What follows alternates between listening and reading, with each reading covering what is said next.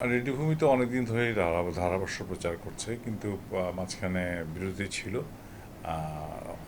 তারপরে হচ্ছে যে আমরা আবার শুরু করছি বাংলাদেশ পাকিস্তান ওডিআই ম্যাচ দিয়ে।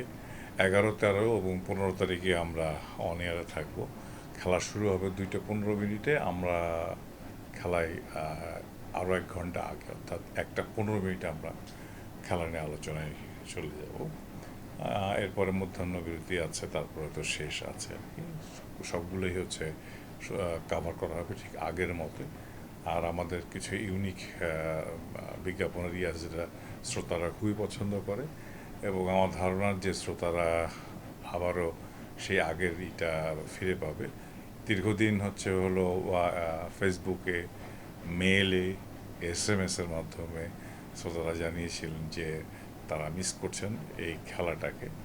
তো আশা করছি যে সেখানে আমরা আবার শ্রোতাদেরকে খেলার একটা পূর্ণ চিত্র সামনে তুলে ধরব।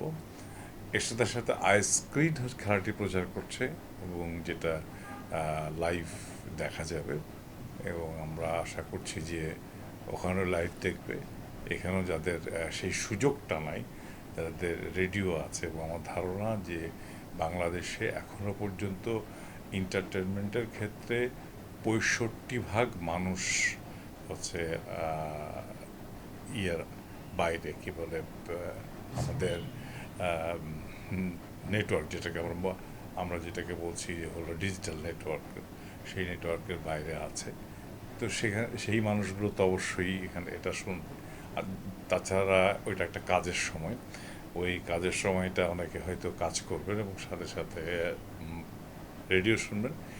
আর সময়টা রোজার ভিতরে, ঈদের আগে, অতএব সবারই এক ধরনের কর্মব্যস্ততা থাকবে। অতএব আমার ধারণা যে শ্রোতারা আবার রেডিওমুখী হয়ে রেডিও ভূমির ধারাভাষ্য শুনবেন। শ্রোতাদের জন্য চমক হলো, পূর্বে যারা ধারাভাষ্য দিত তারা তো খুব শ্রোতাদের কাছে অনেক জনপ্রিয়, তারা থাকবে। নতুন কিছু নতুনরা কেউ থাকবে।